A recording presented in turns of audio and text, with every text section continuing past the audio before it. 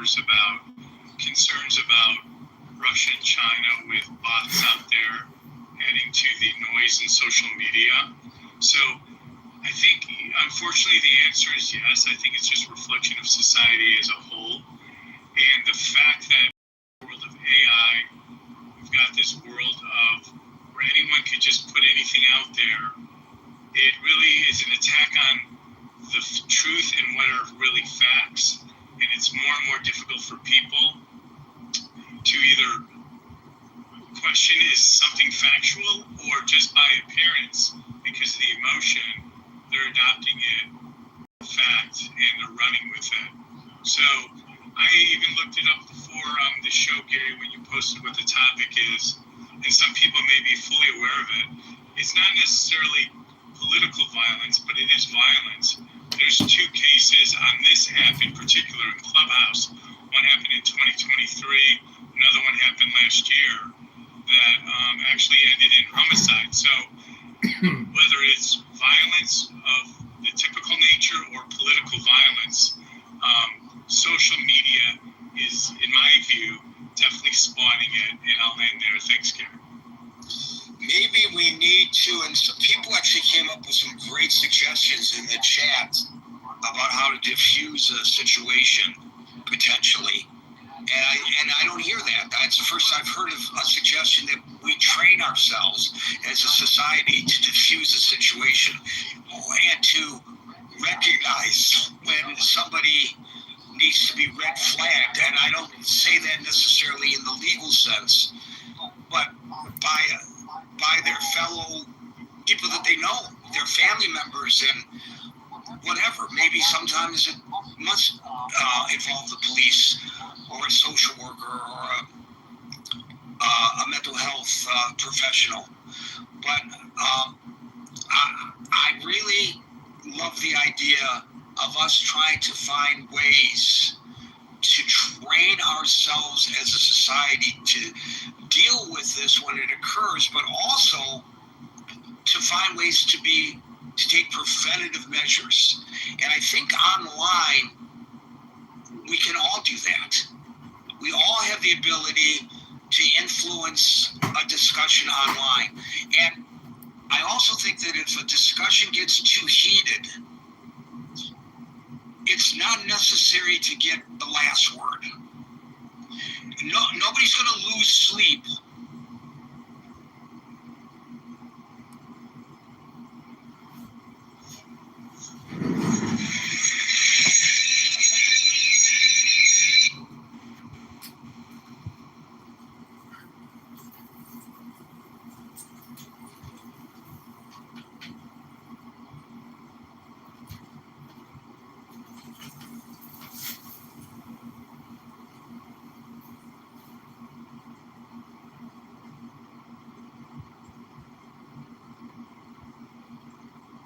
Okay, this is Candidate John onboarding. This is for petition signatures and run.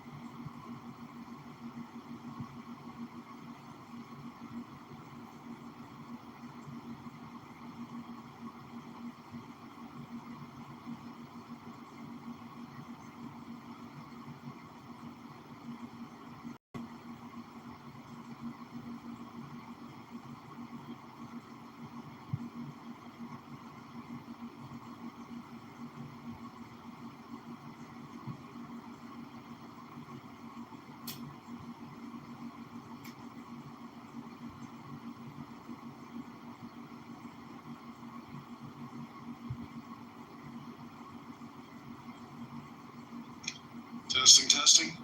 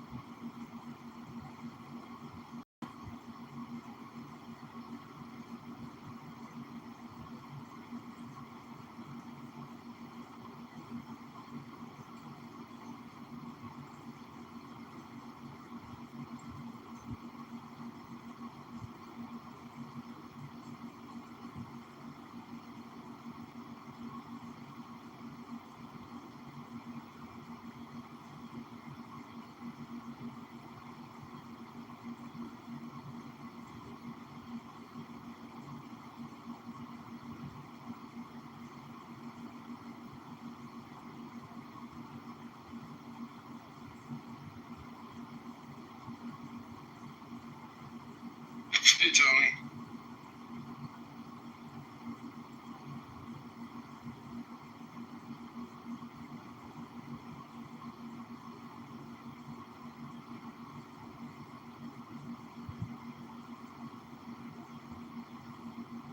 If you want to speak, you can raise your hand. Trying to onboard a petition circulator.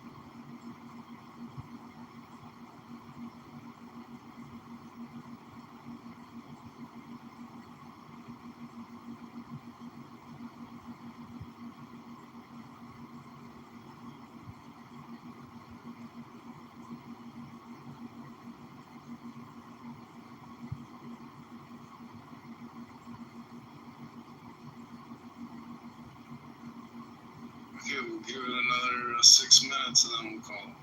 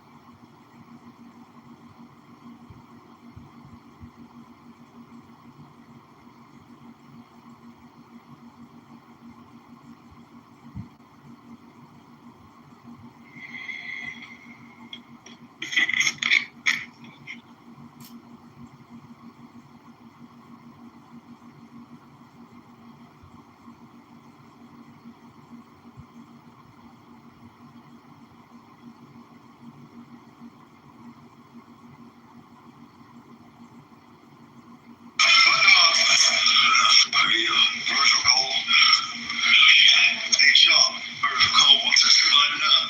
Taking me close to Virgil Cole and he's fellas, I'm the new city marshal. What do they wear, Lucy? Hey, Pron, we got a new city marshal. Bunch of little contraptions so we ain't gonna walk you down a jailhouse. I don't want to spook the horses. You ain't walking us nowhere, Virgil Cole. You pull on me. You don't want to be in. I'll kill you both. Oh, shit.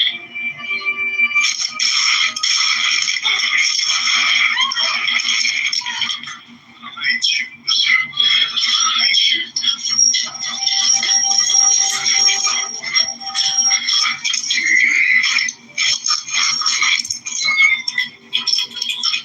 I'm warning. Button them up. I hear Virgil Cole.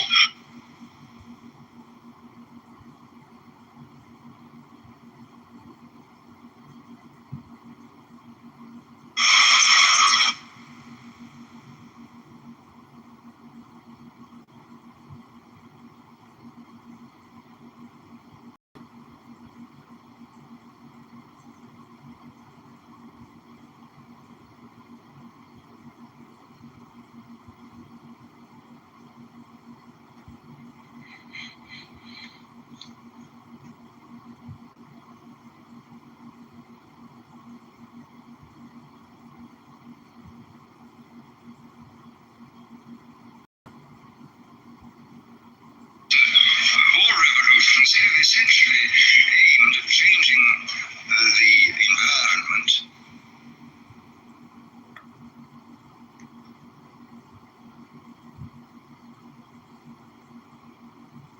In order to change the individual, I mean, there's been the political revolution, the economic revolution, in the time of the Reformation, the religious revolution. All these aimed, as I say, not directly at the human being, but at his surroundings, so that by modifying the surroundings you did achieve at one remove an effect upon the human being. Today, we are faced, I think, with the approach of what may be called the ultimate revolution, the final revolution, where a man can act directly on the mind-body of his fellows. Well, needless to say, some kind of direct action on human mind-bodies has been going on since the beginning of time.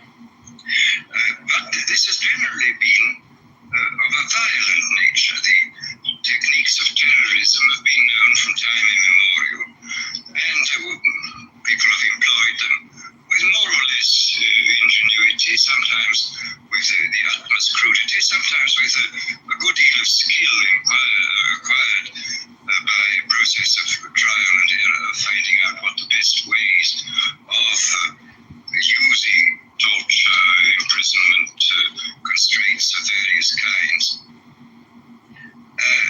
But as I think it was Metternich said many years ago, you can do everything with bayonets except sit on them.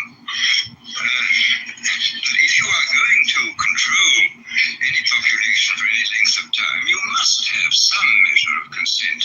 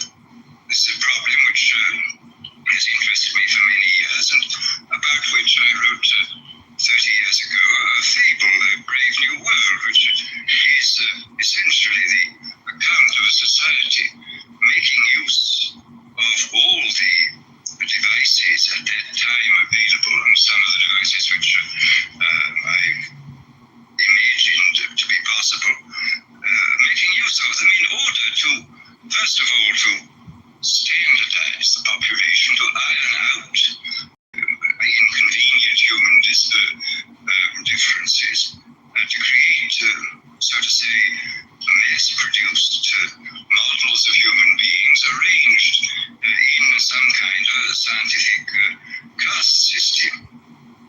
And since then, I have continued to be extremely interested in this problem, and I have noticed with increasing dismay that a number of the predictions which were purely fantastic when I made them 30 years ago have come true or seem in process of coming true, that a number of techniques about which I talked seem to be here already, and that there seems to be a general movement in the direction of this kind of ultimate revolution, this method of control by which people can be made to enjoy a state of affairs which, by any decent standard, they ought not to enjoy. This, I mean, the enjoyment of servitude. Well,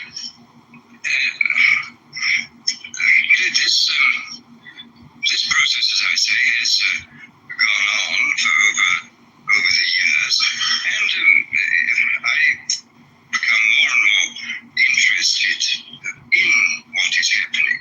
And here I would like briefly to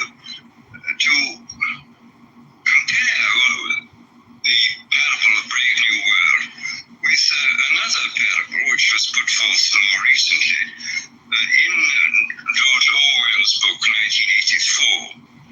Orwell wrote his book between 45 and 48, at the time when the Stalinist terror regime was still in full swing, and just after the collapse of the Hitlerian terror regime. And his book, which I admire greatly, it's a book of very great talent and extraordinary ingenuity, shows is, so to say, a projection into the future of the immediate past, of what for him was the immediate past and the immediate present. It was a projection into the future of a society where control was exercised wholly by terrorism and violent attacks upon the mind body of individuals. Whereas my own book, which was written in 1932, when there was only a minor dictatorship in the form of Mussolini in existence, was not overshadowed by the idea of terrorism. And I was therefore free in a way which Orwell was not free to think about these other methods of control, these non-violent methods. And I'm inclined to think that the scientific dictatorships of the future, and I think there are going to be scientific dictatorships in many parts of the world, will be probably a good deal nearer to the Brave New World pattern than to the 1984 pattern. They will be a good deal nearer, not because of any humanitarian qualms in the scientific dictators, but simply because the Brave New World pattern is probably a good deal more efficient than the other. But if you can get people to consent to the state of affairs in which they are living, the state of servitude, the state of being, having their differences ironed and being made amenable to mass production methods on the social level, if you can do this, then you are likely to have a much more stable, a much more lasting society, a much more easily controllable society than you would if you were relying wholly on clubs and firing squads and concentration camps. So that my own feeling is that the 1984 picture was tinged, of course, by the immediate past and the present in which Orwell was living, but that the past and present of those years does not represent, I feel, the likely trend of what is going to happen. Needless to say, we shall never get rid of terrorism. This will always find its way to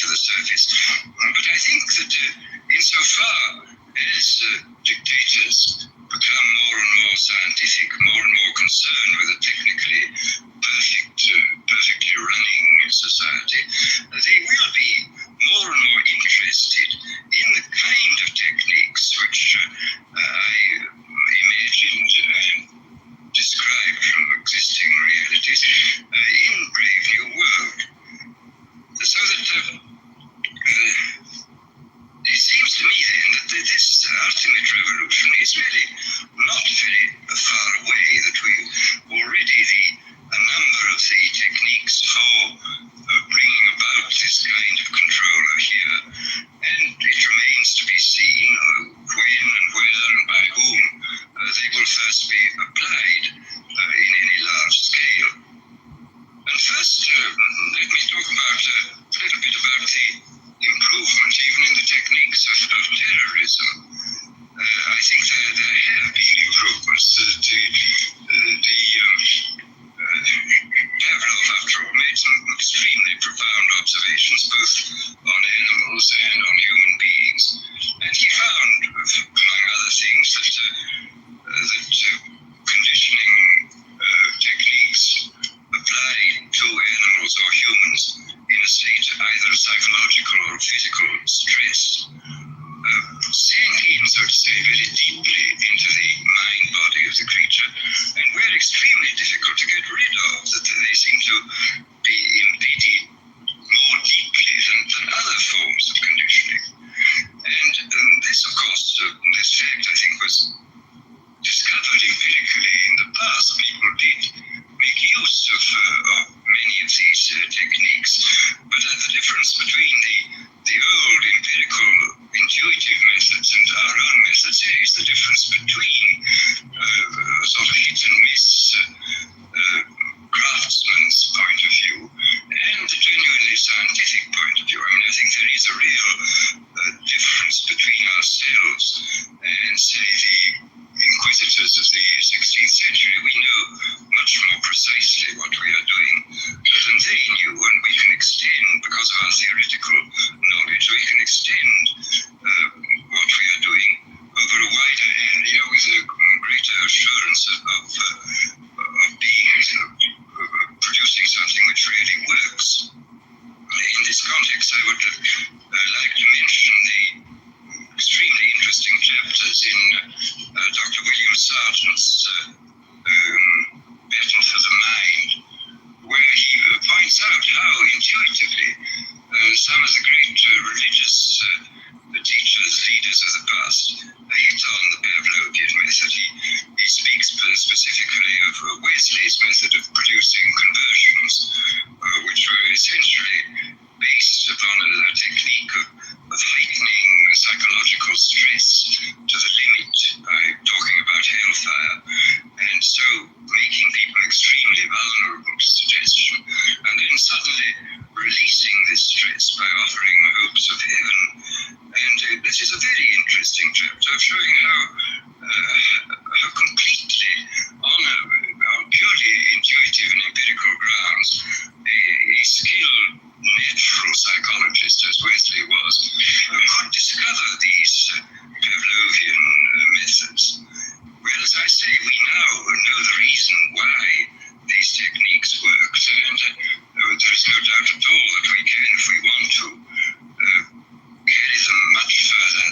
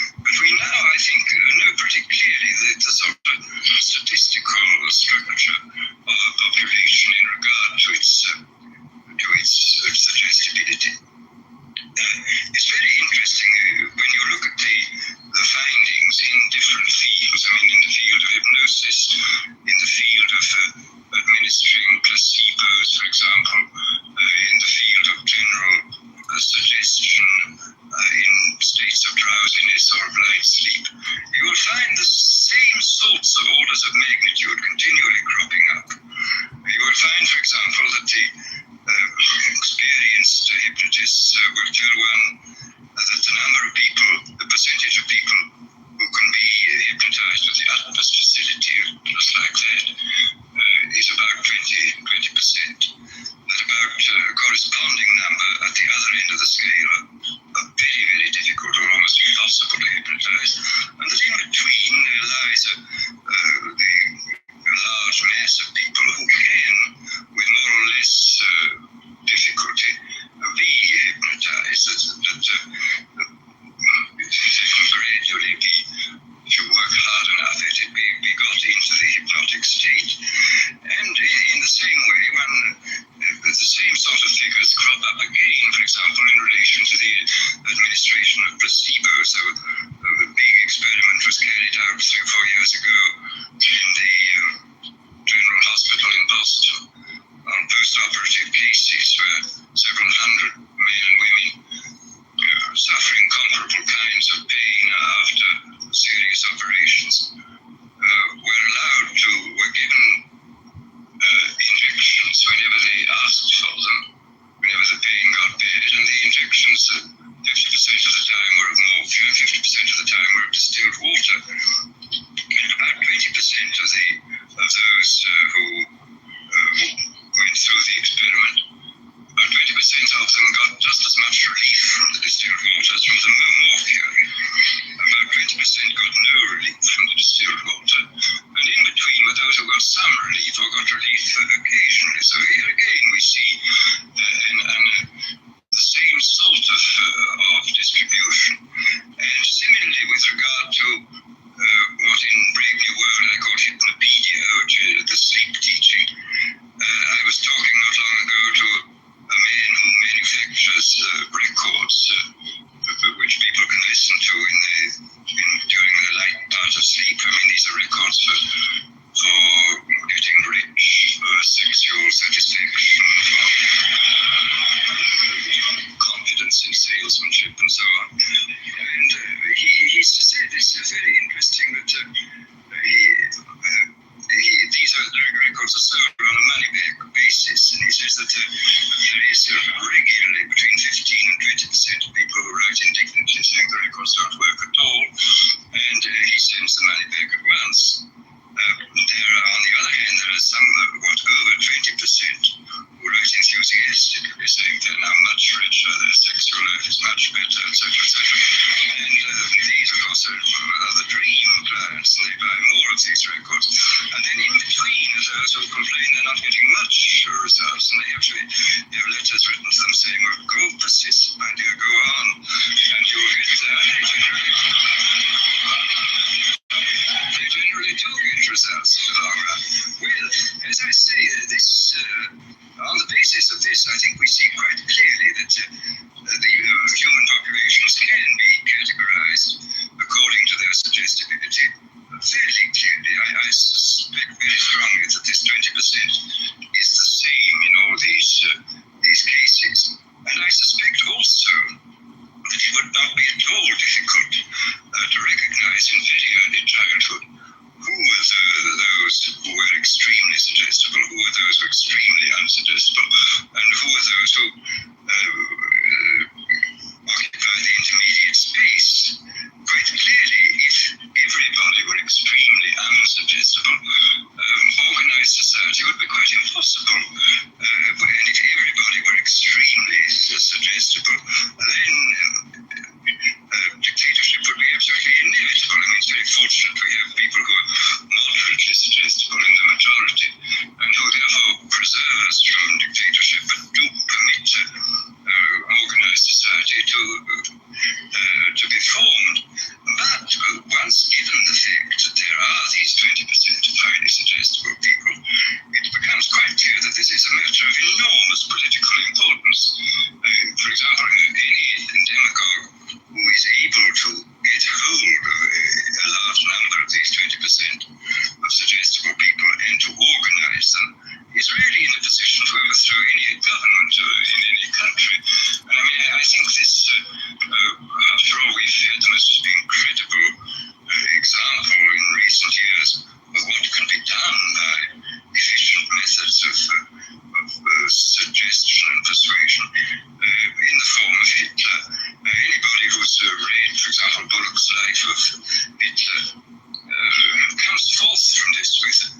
with a sort of horrified admiration for this infernal genius who really understood human weaknesses, I think, almost better than anybody, and who exploited them with all the resources then available. I mean, he knew everything. I mean, for example, he knew intuitively this Pavlovian truth that conditioning installed in a state of stress or fatigue goes much deeper than conditioning installed at other times. This was why all his big speeches were organized at night. He speaks of this quite frankly, of course, in my conferences. This was done solely because people are tired at night and therefore are much less capable of resisting persuasion than they would be during the day. And we see in all his techniques, he was using, he had discovered intuitively and by trial and error great many of the weaknesses which we now know about on a sort of scientific way, I think much more clearly than he does, than he did. But the fact remains that this differential suggestibility, this susceptibility to hypnosis, I do think is something which has to be considered very carefully in relation to any kind of thought about democratic government. I mean, if there are 20% of the people who can really be suggested into believing almost anything, as evidently they can be, then we have to take extremely careful steps to prevent the rise of demagogues who will drive them on into extreme positions and then organize them into very, very dangerous armies, private armies, which may overthrow the government. But this, as I say, is in this field of pure persuasion. I think we know much more than we did in the past, and obviously we now have mechanisms for multiplying the demagogue's voice and image in a quite hallucinatory way. I mean, the television and the radio, Hitler was making enormous use of the radio. He could speak to millions of people simultaneously. I mean, this alone, of course, creates an enormous gulf between the modern and the ancient demagogue. The ancient demagogue could only appeal to as many people as his voice could reach by the yelling at his utmost, but the modern demagogue can touch literally millions at a time, and of course with the multiplication of his image he can produce this kind of hallucinatory effect, which is of enormous hypnotic and suggestive importance. But then there are various other methods which one can think of which have, thank heaven, as yet not been used, but which obviously could be used. There is, for example, the pharmacological method. This was one of the things I talked about in Brave New World. I invented a hypothetical drug called Soma, which of course could not exist as it stood there because it was simultaneously a stimulant, a narcotic, and a hallucinogen, which seems unlikely in one substance. But the point is that if you applied several different substances, you could get almost all these results even now. And the really interesting thing about the new chemical substances, the new mind-changing drugs, is this, that whereas if you look back into history, it's clear that man has always had a hankering after mind-changing chemicals. He has always desired to take holidays from himself. But this is the most extraordinary fact of all, is that every naturally occurring stimulant, narcotic,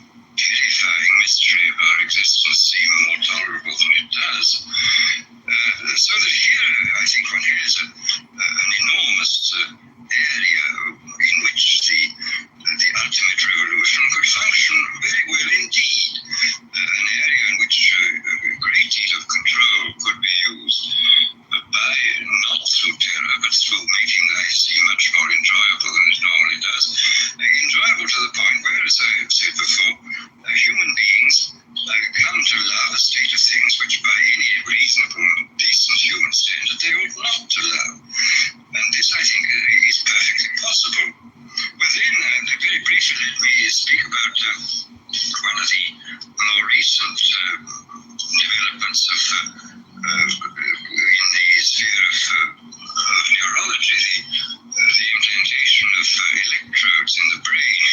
This of course has been done on a large scale in animals, and in a few cases it's been done in cases of hopelessly insane. And it is anybody who's watched the behavior of rats with electrodes planted in different centers must come away from this experience with the most extraordinary doubts about what on earth is in store for us if this is got hold of dictator. I saw not long ago some rats in Magoon's laboratory at UCLA. There were two sets of them, one with electrodes planted in a pleasure center, and these rats the technique was that they had a bar which they pressed, which turned on a very small current for a short space of time, which made a wire connected with their electrode, and which stimulated this pleasure center, which was evidently absolutely ecstatic, because these rats were pressing the bar 18,000 times a day. Apparently, if you kept them from pressing the bar for a day, they would press the bar 36,000 times on the following day, and would fall till they fell down in complete exhaustion. And they would neither eat nor be interested in the opposite sex, and would just go on pressing this bar. The most extraordinary rats were those where the electrode was planted halfway between a pleasure and a pain center, and where evidently the result was a kind of mixture of wonderful ecstasy and being on the rack at the same time. You would see the rats approaching its bar, and some say to be or not to be, that is the question. Either got approached or to do it.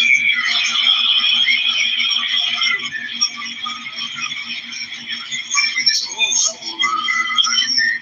if I can humanize or anthropomorphize, I mean, he was feeling something terribly mixed, and he would wait for quite a long time before pressing the bar again, but he would always press it again. This was the extraordinary thing. I noticed in this most recent issue of Scientific American, there's a very interesting article on electrodes in the brains of chickens, where the technique is very ingenious. You sink into their brains a little socket with a screw on it, and the electrode thing can be screwed deeper and deeper into the brain stem, and you can test at any moment, according to the depth of it goes in fractions of a millimeter, of what you're stimulating. And these creatures are not merely stimulated by wire.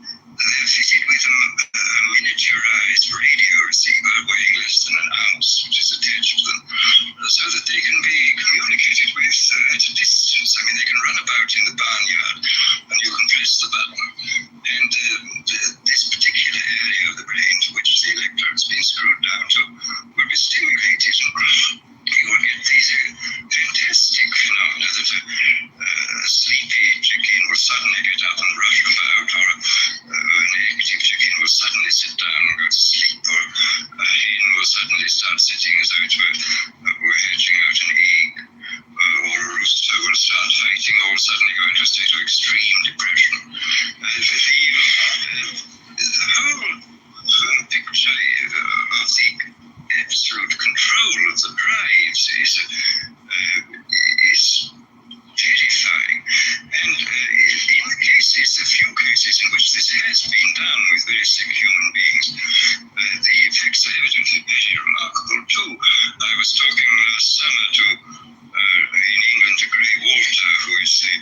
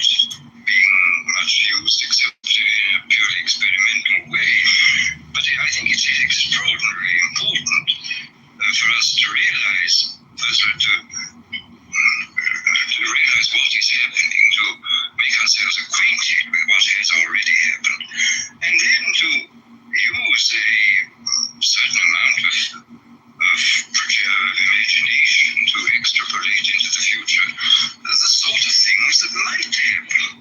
I mean, what might happen if these fantastically powerful techniques were used by unscrupulous people in authority? What on earth would happen? What sort of society would we get? And I think this is peculiarly important because as one sees looking back over history, we have allowed in the past all those advances in technology which have profoundly changed the social and individual life. We've allowed them to take us by surprise.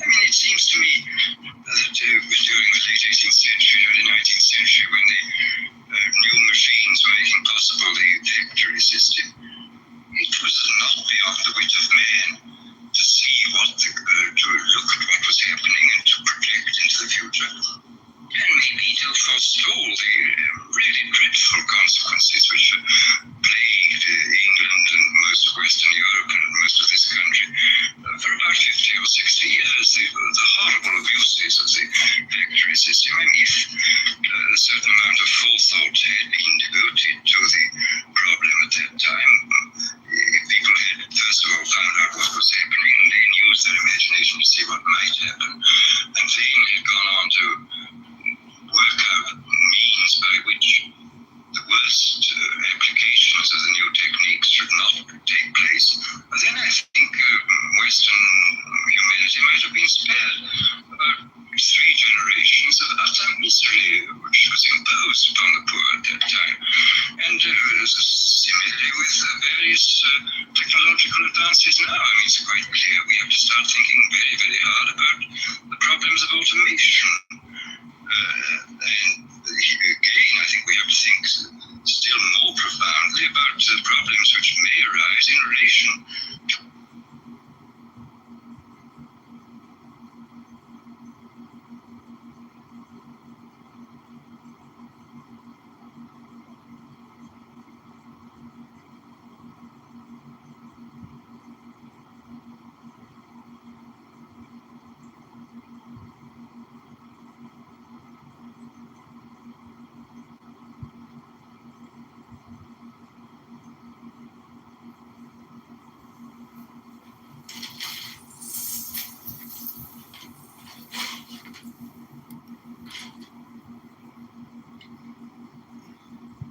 So literally get, it's like, the whole term Southern hospitality comes from this idea that what you say may or may not have consequences, right? Freedom of speech be damned. Gary, if I walk down Lexington Avenue and I insult, and I said this on, in a group chat, I insult 100 people, and the 99th person decides to either take a swing, take a stab, or do something, it's not about whether it's right or wrong anymore, right? You can't send right or wrong flowers. Well, nobody's going to put you out on the internet. But that's the point I'm getting to, right? So we used to live what I believe, in a society where you thought about what you said in certain situations because there could be consequences. That's just the truth of it. It's not about right or wrong, because right or wrong is always relative. But now it's like I can say anything to anyone I want on the internet, and consequences be damned. There's really no thought of what might happen if I say or do this. And I'm sure someone is going to say, oh, well, we have freedom of speech, we have this, we have that. Listen, human beings are going to human beings.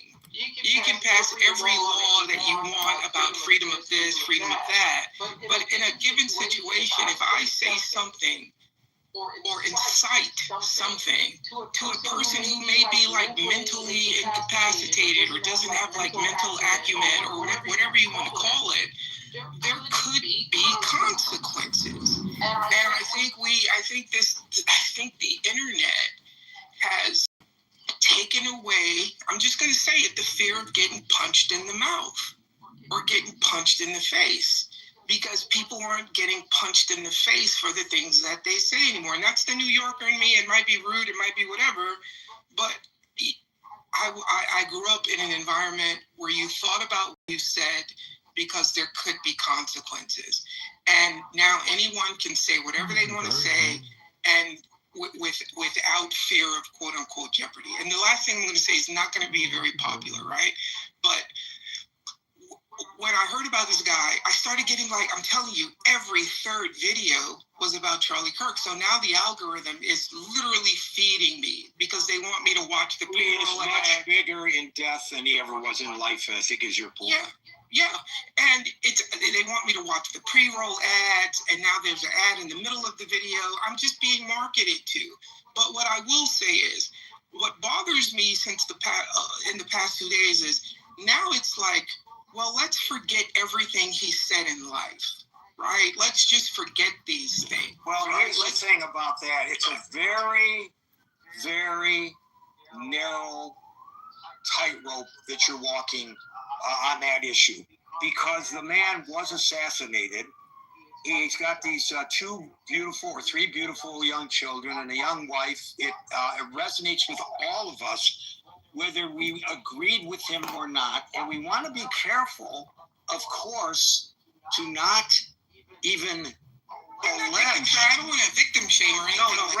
No, right. Right. We don't want to allege that he's a victim of his own making. And if he hadn't exercised his First Amendment rights, he'd still be alive. And especially because some people viewed some of the things that he said as hateful. So, we don't want to imply that he got what he deserved. No, so but also, I don't believe that when a person dies, whether it's violently or otherwise, that we should ignore them. Ignore certain parts of who they were when they were alive. There are people who, like when President Carter died, there were all these laudatory things said about President Carter, and rightly so, especially in my opinion, the things that he did after he was president, his building homes for poor people and all that. That was him. I mean, he actually went out there on his own. He actually rolled up his sleeves and, as a former president, and helped build some of those Habitat for Humanity homes. He deserved a lot of credit for that. There were some things that he did, some things that he said, some of the policies when he was president that were not so commendable. Well, of course, at the time the person dies, even not violently, after a really long life from natural causes as he did, we feel that it's not proper, it doesn't feel right to analyze their life too much. And I think, he hasn't even been put in the ground yet. So I think that I personally fall on the side of, yes, I'm aware of some of the things that he said and did, espoused, that I found distasteful. But I don't think this is a proper time to air them. Give it a chance to breathe. Yeah, because I guess what I was going to say though is that it's not like what I was going to say is that the same proponents for free speech are now telling people that they can't say anything. Well, the State Department actually issued an advisory to all foreigners, and it's not just people who are in the country illegally.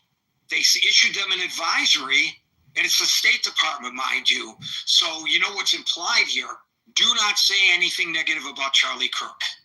Well, that's downright un-American and violates the First Amendment and the Constitution. Applies to everybody in the country, not just to American citizens in the country. Well, no, because it's rules for thee and not for me, right? And that's the part that really concerns me. Right. But I think personally, I don't feel comfortable exploring with any great depth the character of Charlie. Listen, we never talked about him before on this I didn't know who he was. Right, I never heard of this guy. Right. So, I don't really much care what his positions were when he was alive. If I was aware of it at the time that he was alive, I probably, some of the things that he espoused, I would have raised issues with. But I never followed him. I knew who he was, of course, but I never followed him closely enough to take a microscopic look at the positions he took.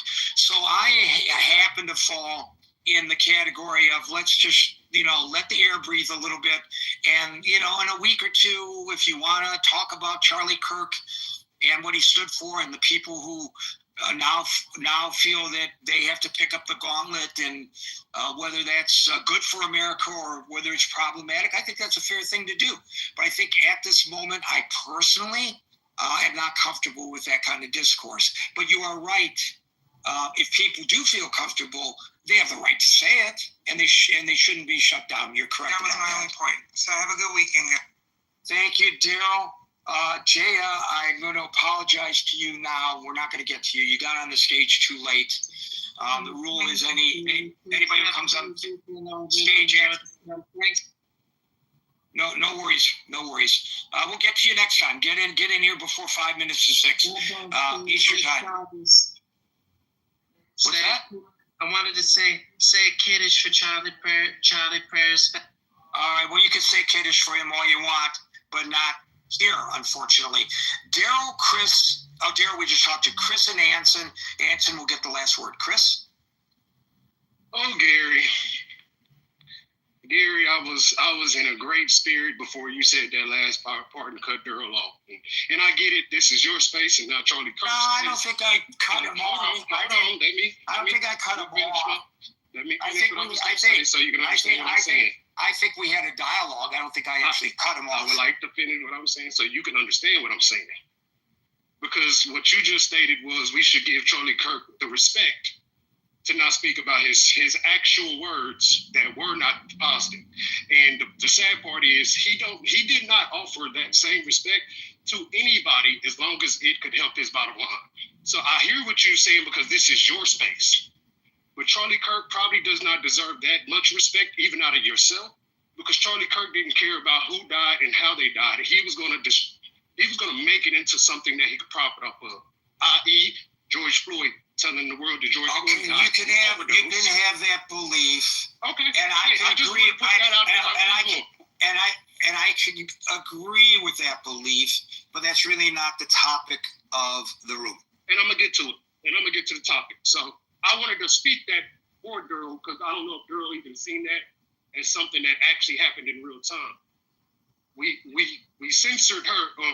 We censored Daryl for the sake of a person who would not censor himself for a person's emotional feelings before the body got cut. So let me get to the topic. So topic is social media spawning political violence? No, Scott said it best. I'm mad Scott left because I was going to give him his praise, but Scott said it best. Political violence has been going on for centuries. This is not spewing it. If anything, this is allowing more people to catch hold of misinformation and rhetoric that can push violence faster. I mean, we always had newspapers. There was always people that came into town and did speeches of such sort, similar to what he's done in generations prior. That what he was doing wasn't anything brand new. The brand new part is him being able to jump on a camera, put it on internet, and allow internet to just funnel whatever he decided to say through to the masses. Now, whatever, I think somebody spoke about it, whatever financial backing he had that was helping him push the agenda, well, that's another conversation. But he had the freedom to get on those stages and say what he damn well pleased. Facts or no facts, misinformation or non-misinformation. He would go up there and speak his agenda. So I don't think that it's the internet that is, or the social media that is doing the propagating of violence. Now, what I will say is I think and somebody else said this prior to me, that the violence is being amplified for the sake of money.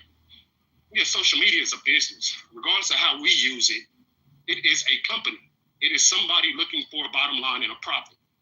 So sure, if fighting videos on YouTube or the ones that are moving the ticker, more fight videos for you on your algorithm if you watch one fight video. Same goes for the Charlie Kirk video, as Daryl just stated, adding to the algorithms that they were watching.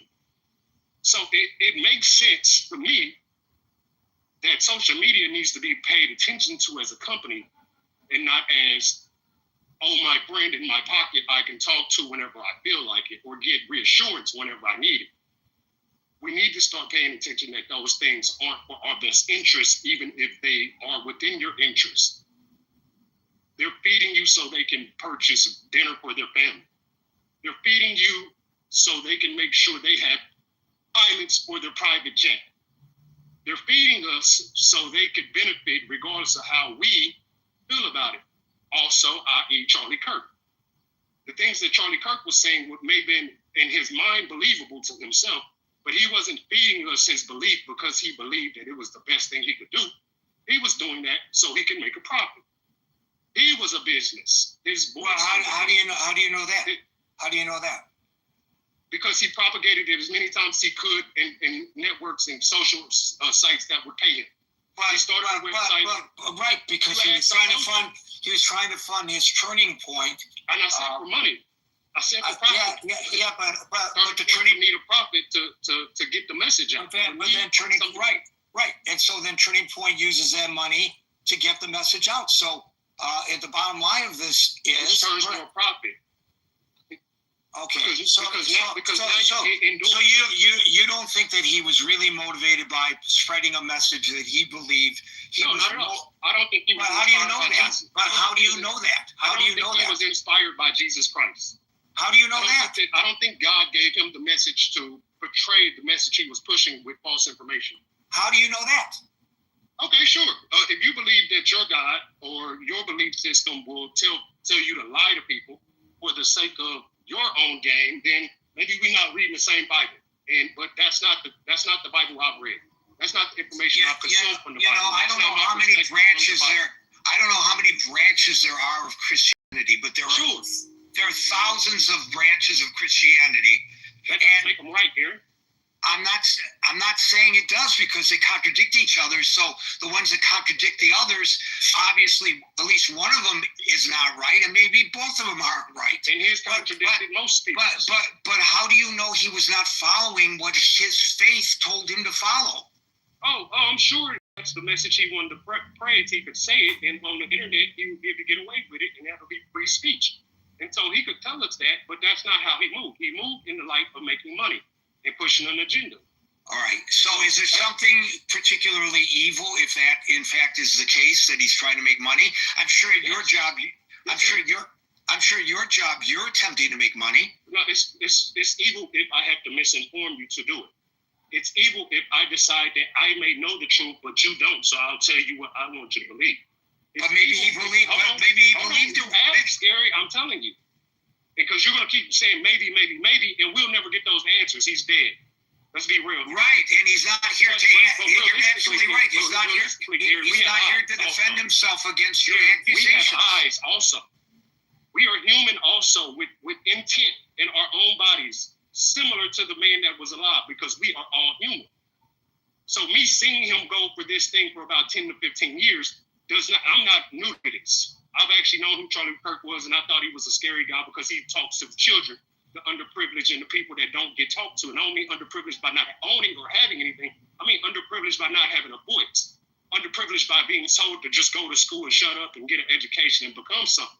So he's speaking directly to them. I've understood and paid attention to what Charlie Kirk was doing. It's just ironic that a lot of people weren't, because they were talking to the youth, and especially he was talking to the white youth. He was speaking to young, white, impressionable men, similar to the Andrew Tates of the world. So I get what you're saying, Gary. I don't want it to sound like, oh, he's just bashing him because he's dead. No, this guy has been spewing false truths for a very long time, and he should not die this way, and his kid did not deserve that. But when you speak things to people that are possibly irrational because they don't have the development yet, something has a possibility to happen to you, even if you're speaking positive people. Jesus Christ again. So should we temper our public? Yes. As Daryl just stated, you should definitely be able to look at your voice and say, hey, maybe this is not the right angle for my safety. Maybe I do want to go home to my children. Maybe I do want to go home to my children every single night. So maybe this message is not the message that would allow me to do so. Would you apply that? Would you apply that? I'm going to ask you one last question, then I'm moving on to Anson. Would you apply? I'm sure you're going to take up all my time, but that's fine. It's your state. Go ahead. Would you apply that standard to Martin Luther King? I would apply that standard to anybody that's going outside speaking. Right, I'm asking you specifically. Excuse me. You keep interrupting me, Gary. I'm asking you specifically. It's a yes or no question. It's not a yes or no question because there's nuance in all of this. There's nuance in all of this. No, Chris. Come on. Calm down, all right? I don't feel comfortable with suggesting that I know or you know or anyone knows the motive of the shooter. We don't know what was in his mind. It might come out, but we don't know his motive. And how do we know what's in the mind and the heart and the soul of another individual? Oh, he's only doing it to make money? Maybe that's true. But I'm not so sure you or I are in a position to reach that conclusion. This is not to say that I'm not as disturbed about some of the things that he espoused as you are. I am. But I'm just saying we have to be careful not to speak for other people. It's happened to me on this stage many times, and I've shut the person down for trying to speak on behalf because I'm perfectly capable of speaking for myself. People can ask me, and I'm happy to answer them. But don't speak on my behalf. If after I speak, you think I'm lying, you question my veracity, that's on you. But I try to be as forthright as possible. He's not here to defend himself against the accusation that he was just motivated by money. And I don't think it's fair to do that, even if I find some of what he espoused to be as distasteful as you do. And that's the only reason I interrupted you. And it's not a question of it being my stage. It's a question of how I want the conversations to be approached in this forum. Anson, you get the last word. Stan, you came up late. Anson, you get the last word. The only reason I came up was to answer the question of the room directly with an emphatic yes. I do believe that social media is fanning the flames to a greater extent than I've ever seen the fans flamed in my lifetime. And Scott, when you mentioned the late 60s, I was an adult in uniform and I lived through that time. And I know exactly what you're talking about. But just imagine had the internet been up and running, how fast and farther, how much faster and farther that stuff would have spread. But I don't have any, Howard, I haven't done any deep research, so I don't have any statistics for you. But that's my observation. And the example I was going to provide was just yesterday, there was a shutdown at my alma mater, the Naval Academy, because of allegations of an active shooter. And I finally found out this morning what went on, and I didn't find out from the Washington Post or online or anything. I found out by a direct quote that was forwarded to me by a classmate who happens to live in Annapolis that came from the Commandant of Midshipmen. And the thing started with a midshipman that had been discharged from the Naval Academy for some reason. I don't know what. He was outside of it, but he took his computer with him and he went back home somewhere into the Midwest. He manipulated his IP address so it looked like the computer was broadcasting from the grounds of the Naval Academy, and he raised allegations of an active shooter, which the immediate response was to shut down the academy. And during the course of that shutdown, security guards were going through places, including Bancroft Hall, the dormitory, to find out what was going on. And the allegation broadcast by this individual was that the shooters were disguised in military uniforms.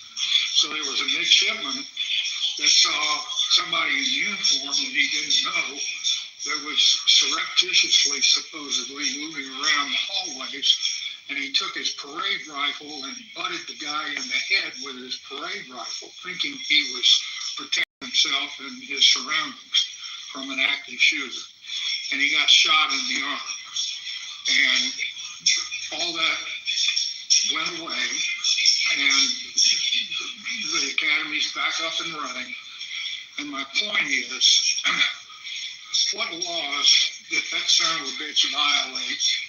And I hope to hell that they're outside of his Midwestern home where he's now allegedly living with his parents, and he gets put in handcuffs, and he spends real jail time for doing that kind of crap. That's an example of how social media is fanning the flames. And the best advice that I've heard in this room in the long discussion, well, I can also say that I spent about an hour in another room with the harangues about Kirk, and it was absolutely. I spoke once briefly, and that was just to say that I was disgusted with the conversation in that room. But that was after an hour of listening. Had that been a real room or a bar room, we would have had a racial fight that would have taken place. It was just absolutely disgusting, and that further fans the flames. But Howard's suggestion, and I wholeheartedly endorse it, take the position, how important is it, all the crap that goes on and what we listen to and what we think, how important is it? And just don't let it upset you. Walk away from it. Don't come back for a while. Cool off, and then try to re-engage in a more rational way. And that's the best way I know of is how to handle the crap that we hear on social media. Thank you for that, Anthony. Folks, we're here Monday through Friday from 5 p.m. to 6 p.m. New York time. So till 5 p.m. New York time on Monday for the next edition of the Critical Thinking Forum. Everybody be safe, be well, have a great weekend, and peace out. And the other question that somebody asked is, am I planning to continue the coaching after the fall? And it depends on if I feel like there's enough of a demand for it. I don't want to just be advertising things for the sake of just doing it. If there's a demand for it, then we absolutely will. But if there's not a demand, no ego around pausing it or stopping it or whatever that may look like.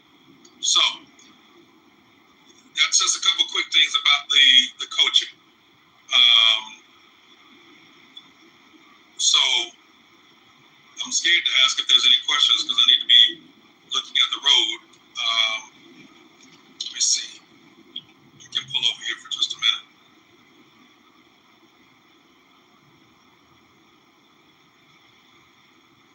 Listening to the replay from this morning. Long work day, Lauren. I understand. Hey, Michelle, blessings to you. Everybody that's speaking to me. Good to see y'all. Thank y'all for jumping in the room. Listen, let me just say this too. Let me say this really fast. I want to appreciate y'all. Because listen, y'all make sure that your boy, when I go live, y'all make sure I'm not the only one in the room. And I appreciate that. I know some people that jump on this app and they say they jump in on their rooms and nobody comes into the room.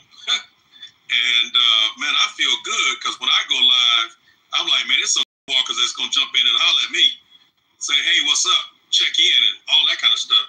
So I'm like, man, thank y'all. Y'all make sure your boy ain't in here by himself, just looking at a blank room with nobody to talk to. So I appreciate that, man. I don't take that for granted at all. Thank y'all for that. Here, trying to soak up all the wisdom. I know that's right. I'm trying to soak it up too, Chantel. I'm trying to soak it up too. Carlene. Hey, Carlene, come up on stage if you can. Come up on stage really fast. fast if you can. I got 4 minutes. If you're able to. If you're not able to, I understand. Not able to. Okay. Understood. Carlene Carlene, were you in the spring cohort or the summer cohort? I can't remember.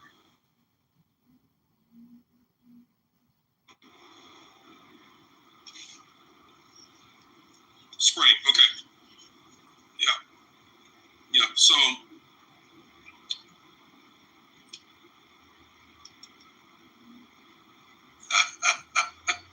I appreciate that, Tanisha. Thank you. All right. Anybody have any questions about the coaching that starts tomorrow? Any questions?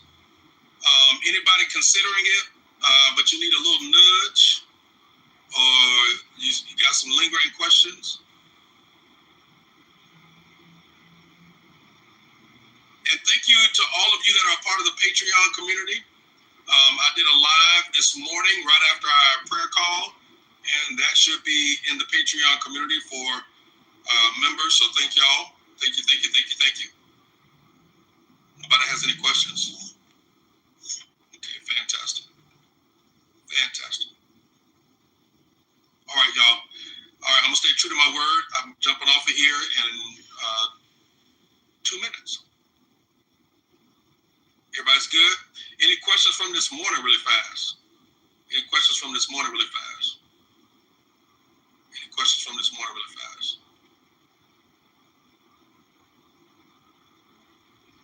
Felt like this morning was really, really insightful.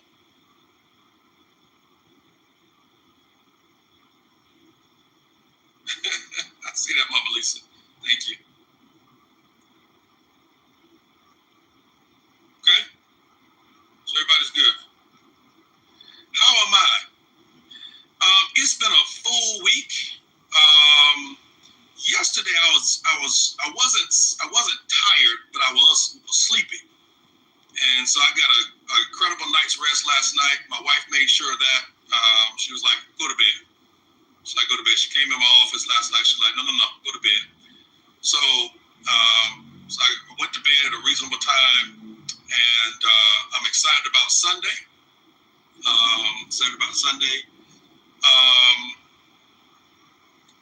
I got almost everything done that I was supposed to get done this week. There's 2 things that are still left on my to-do list, but guess what? It's going to be all right, and it's going to get done next week. So that's how I am. It's college football season, so I'm even doing better. My team has a bye week this week, so we're in chill mode, but can't wait to see USF and Miami play tomorrow, and we'll go from there. And of course, I'm good. All right, y'all, I got to run. Thank you for asking how I'm doing, too, by the way. I love y'all. I'm pulling for you, always praying for you, and I'll look forward to seeing y'all either on another pop-up or seeing y'all on Monday morning. Those of you that are a part of Crossover, I will see y'all on Sunday as we continue our series, Overcoming Overload. It's going to be good. This call is ending in 5, 4, 3, 2. Peace, y'all.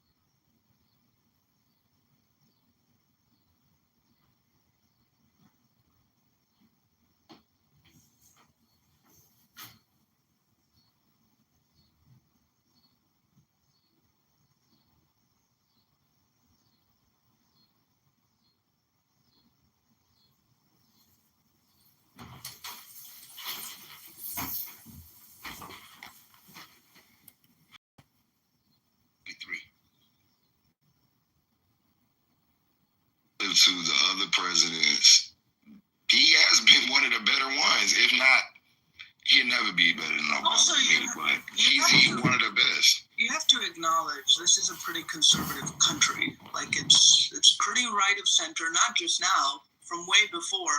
That's the only way Democrats win anything is by, I don't know if it's still working now, but claiming to be quote unquote moderate and moving to the right. Like the country is very conservative. And so I'm gonna just give the points just to wrap it all up. So for the two gentlemen, listen. When Joe Biden was in office as a senator in the '90s, there were other senators and other House of Representative members, right, who signed the bill into law, and then the president signed the law. So he's one person. Thing two, and I want you to think about this real quick. When he became the president, right, and a few of us talked about him forgiving student loans. He forgave 2 student loans in my household because he forgave mine and my wife's. So yeah, I thank him for that. But here's the thing about that: he did it using an executive order, meaning that he had to take it upon himself, figure out him and his lawyers how to make this happen, and actually did it, right? So that means there was no congressional law passed behind it. You understand what that means? That means he did that, and he did it by himself from the executive branch. So he put his foot forward without anybody else, no other parts of the government. Do you get that part? So I want you to weigh those two, right? Weigh when he was a legislator and he had to contribute to a bill along with others, and the president has to sign it, opposed to him creating an executive order to get rid of our student loans by himself as the executor. I want you to put that together, right, and figure out which one do you think, right, people will say, oh, that benefited me. Just go with that for a second. Before we get off of it, if y'all want to blame a president for the crime bill, why do we always skip over George Herbert Walker Bush Sr., who set up a black man at that park across from the White House, literally sat on national TV with a bag of crack that he produced himself? The FBI got it somehow. There was no crack being sold across the street from the White House, but this man manifested some crack, sat on the news, and literally started the crack epidemic and all of this emphasis on crime. Literally put the battery in the Black Congressional Congress's back and made them, who they were tired of the crack epidemic in their communities, but literally force them to get on the roll, get on that position and make it their own and pass the crime bill, which Maxine Waters, all of them voted for. And then after the fact, they realized what had happened and that they fucked up. And they talk about it publicly, like this has all been hashed out. But there's documentaries. We could look on YouTube and see George H.W.